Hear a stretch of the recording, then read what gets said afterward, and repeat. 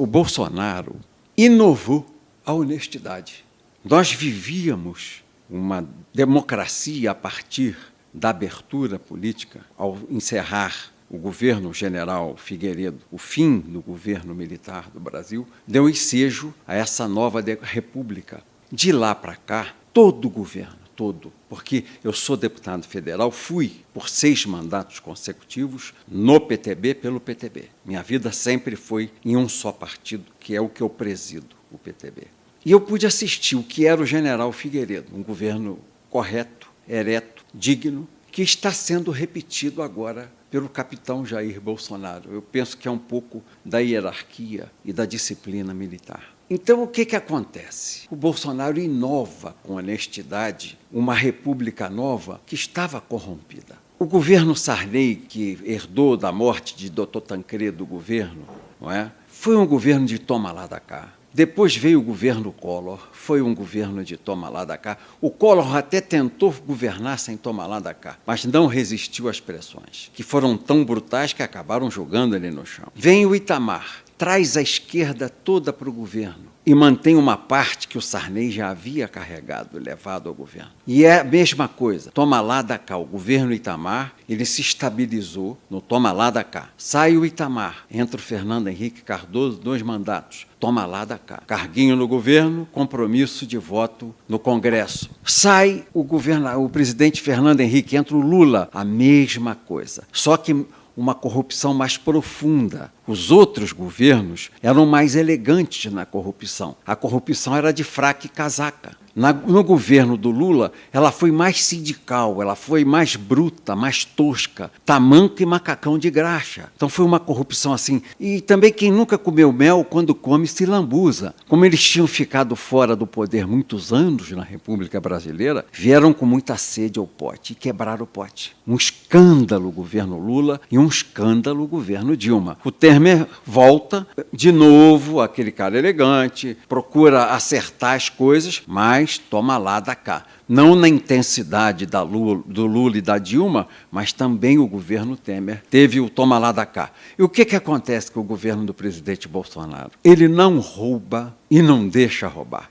Toca desespero. Porque a velha política, como na velha imprensa, todo mundo é viciado. Todo mundo é viciado em dinheiro público. A velha imprensa não vive sem altas verbas de publicidade do governo federal. Haja vista a TV Globo, está mandando todo mundo embora e já beiradeando a crise de falência, porque sempre viveu de altas verbas de publicidade do governo federal. E os velhos políticos, não digo os novos, que os novos estão bem intencionados. Os velhos, que são grande parte ainda do Congresso, pelo menos são os que comandam no Congresso Nacional, viciados em dinheiro também. A botar gente no governo para usar a função pública de ordenador de despesa para fazer dinheiro para si, o indicador, e para o partido que representa. O que o Bolsonaro fez? Acabou com isso. Ficou em pé na porta do cofre do Tesouro Nacional e ninguém rouba e ele não deixa roubar. Ele não rouba e não deixa roubar. E todas essas forças já viciadas desde a redemocratização do país,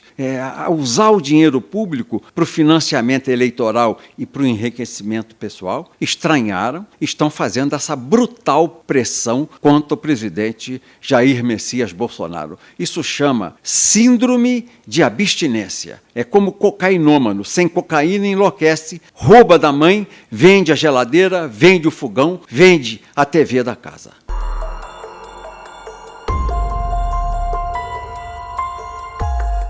O Fernando Henrique Cardoso safado! Ele é o homem mais perigoso da República para mim. Porque o Lula, ladrão!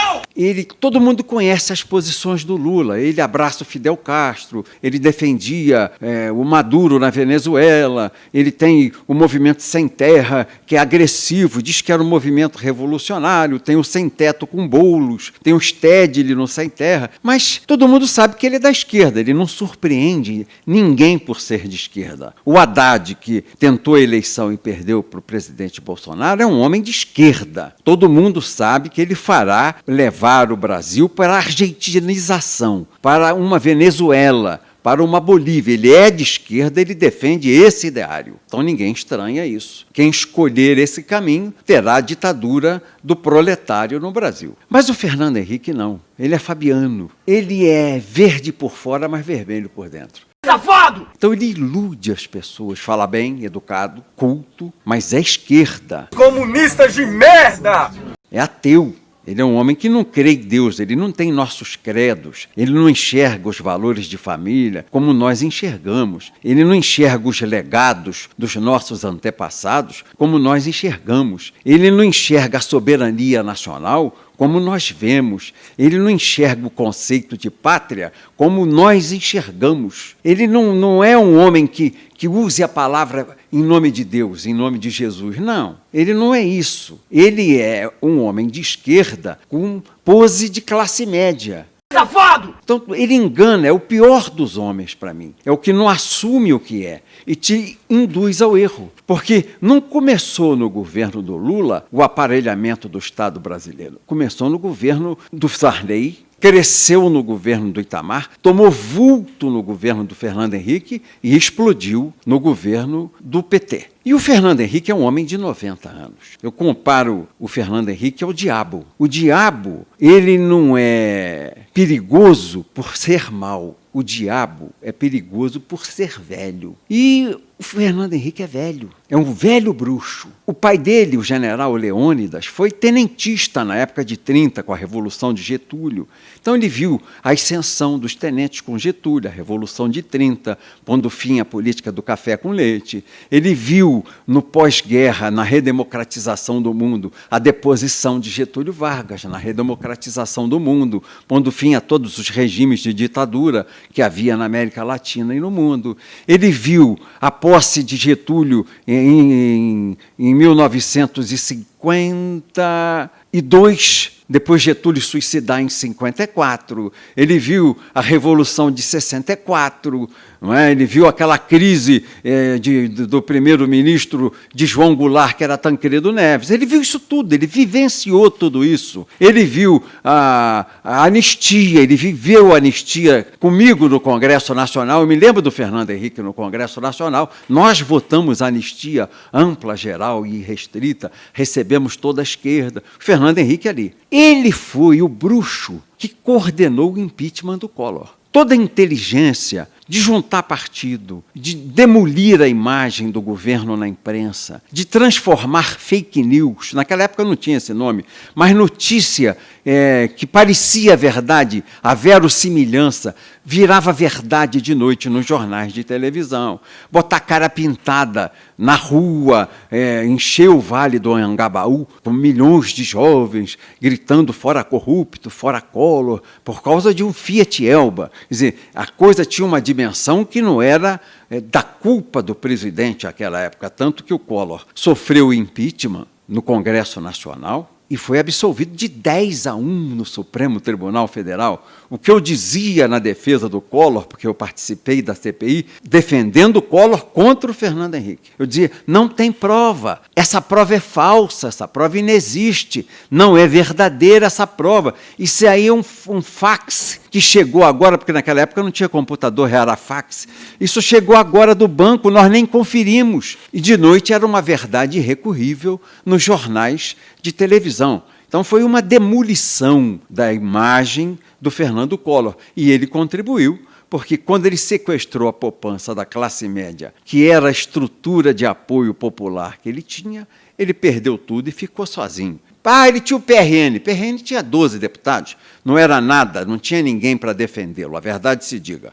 Eu fiquei sozinho ao lado dele, porque me apaixonei pela tese de direito e advoguei até o final, dentro do Código de Processo Penal, do Código Penal, do direito constitucional, a defesa do presidente Collor. Fernando Henrique foi o mago conspirador. Ele fez urdiu, trouxe para a conspiração o vice, que foi o Itamar Franco. Se o vice não conspirar, não tem impeachment. Se o vice não acertar todo mundo antes, chama uma bancada, vocês vão ter isso, esse ministério, aquela autarquia, aquela estatal, aquela diretoria do banco, essas coisas que são normais nessa fase, todo mundo batendo no peito, cantando amor febril pelo Brasil, mas lá por trás dos panos está todo mundo negociando um pedaço da administração para fazer o toma lá da cá. Então, o Fernando Henrique ajudou o Itamar a construir isso, tanto que foi seu ministro. Primeiro, de Relações Internacionais, ministro de Relações Exteriores, depois ministro da Fazenda, fez o Plano Real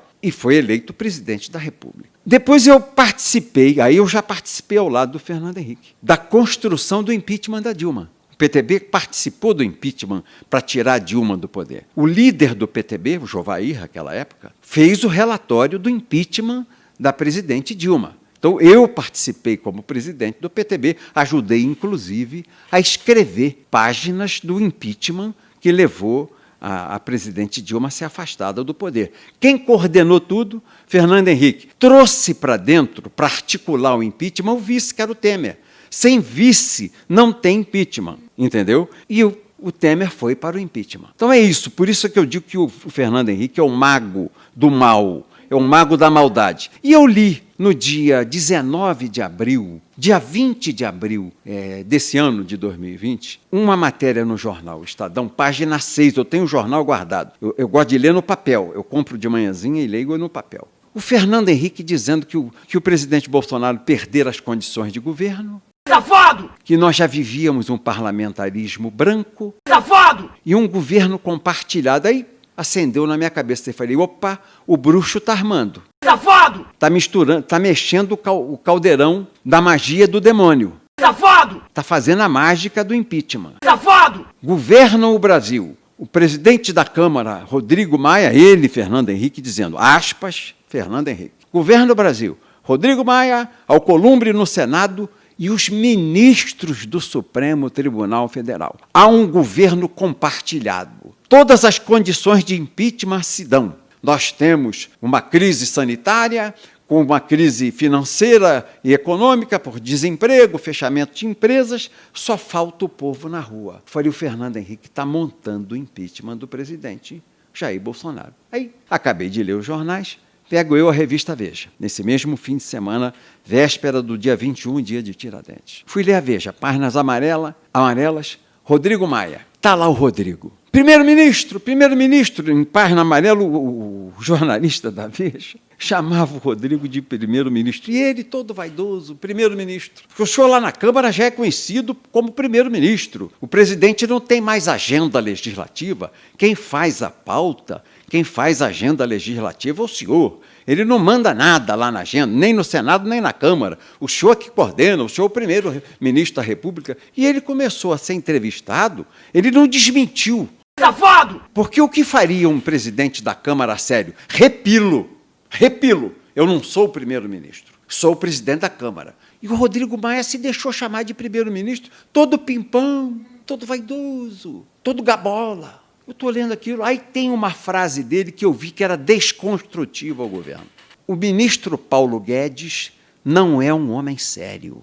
Que eu parei, olhei aquilo, falei, está armado o jogo. Não existe coincidência política. Essa entrevista do Rodrigo Maia, presidente da Câmara, junto com a do Fernando Henrique no Estadão, Veja Estadão, isso aqui é prenúncio de golpe contra o presidente. Aí comecei a telefonar para os deputados do PTB, para deputados de outros partidos, meus amigos, senadores, e comecei a ver que estavam repristinando uma emenda constitucional de 2001, de um deputado federal de Alagoas, para fazer a reeleição no mesmo ano, na mesma legislatura, para presidente da Câmara e presidente do Senado. Aí eu perguntei aos deputados, mas reeleição por quê que o Rodrigo quer? Não, nós estamos ouvindo dizendo aqui que ele monta um impeachment, ele aceita a denúncia, e aí a gente vota na troca. Olha só, isso... Na troca, a gente vota a reeleição para o mesmo período dentro da mesma legislatura.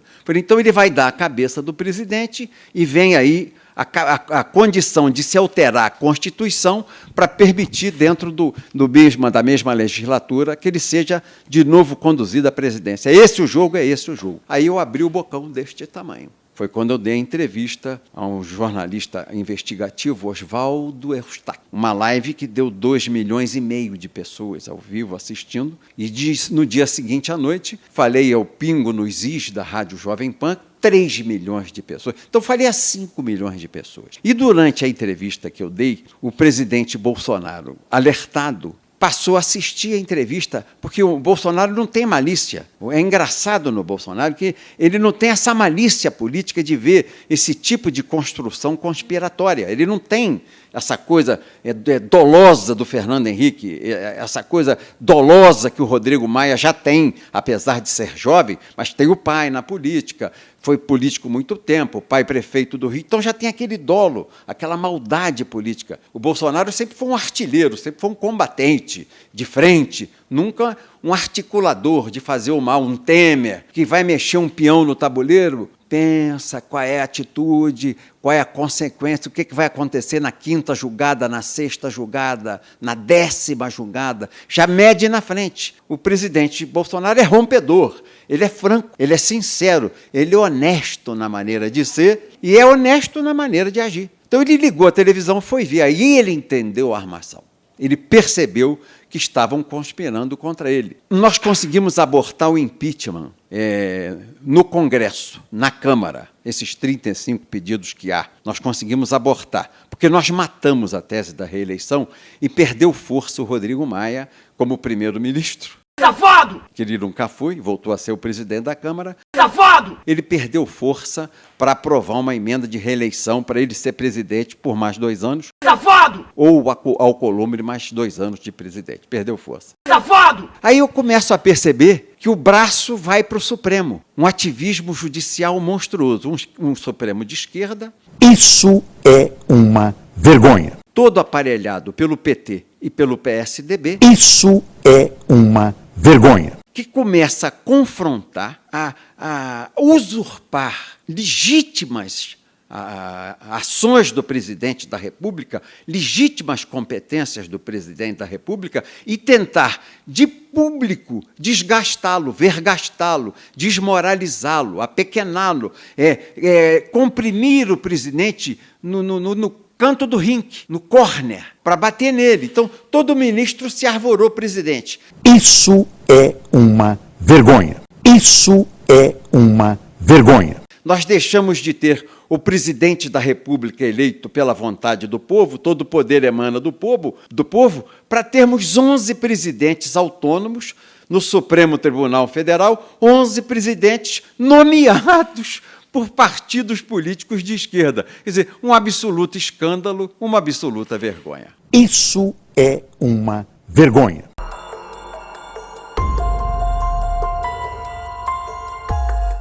Para mim, o STF é culpado pelo que nós estamos vendo aqui.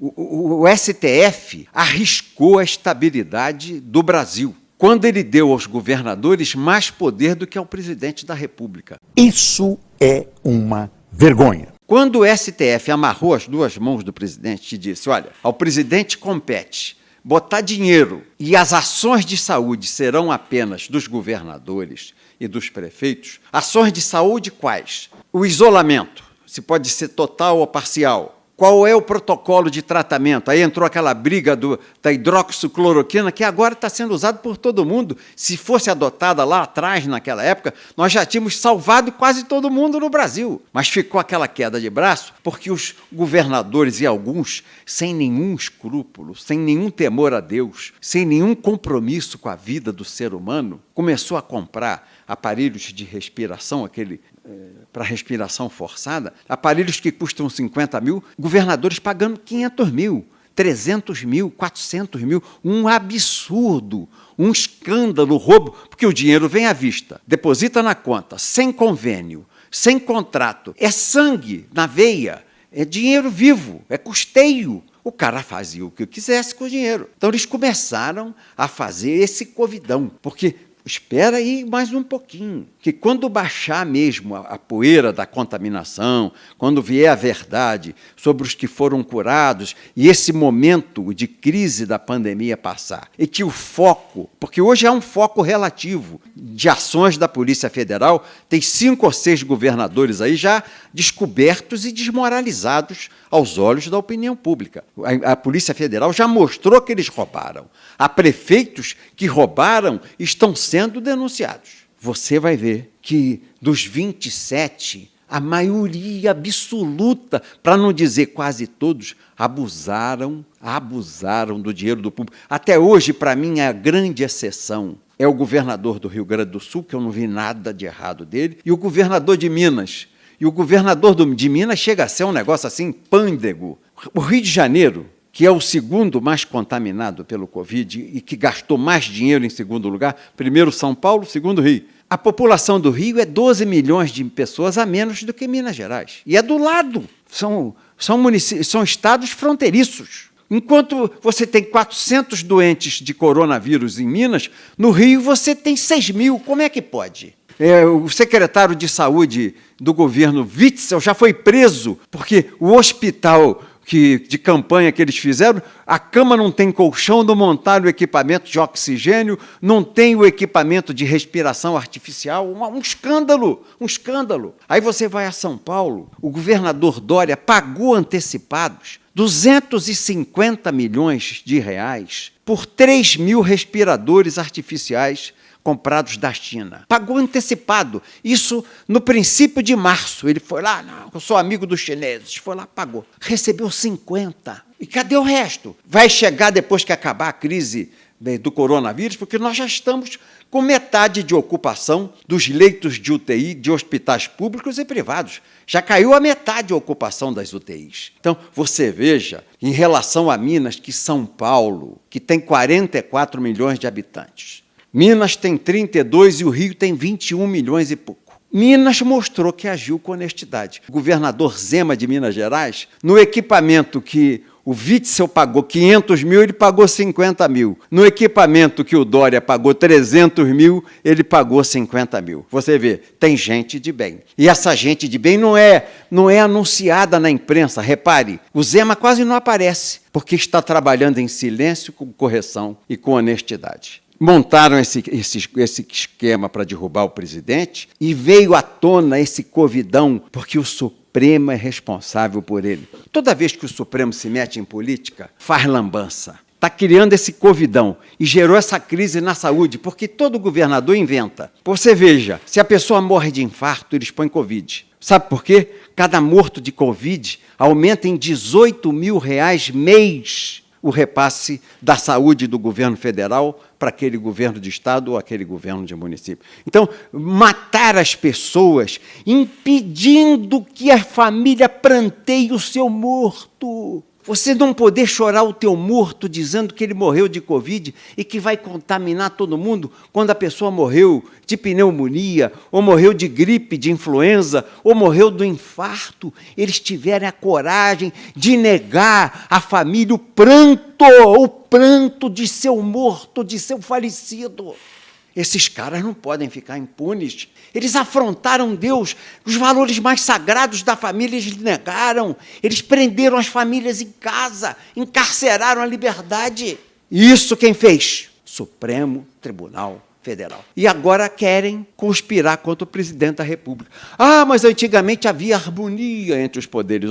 Grana. A harmonia era a corrupção. O executivo, o legislativo e o judiciário viviam em paz porque repartiam o butim, repartiam corrupção. Aí vem o maluco do capitão, pega um fuzil na mão, vai para a porta do cofre e diz, aqui ninguém rouba, eu não roubo e não deixo ninguém roubar. Aí ele acabou com a harmonia, mas que harmonia que era? Para todo mundo roubar e fica todo mundo feliz? E o povo? Nós somos representantes do povo. Ele é representante do povo.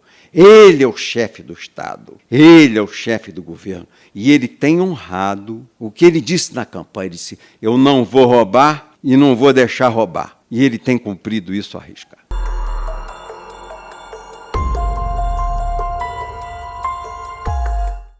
projeto da fake news é um projeto que interessa às televisões e às rádios oficiais e aos jornais oficiais.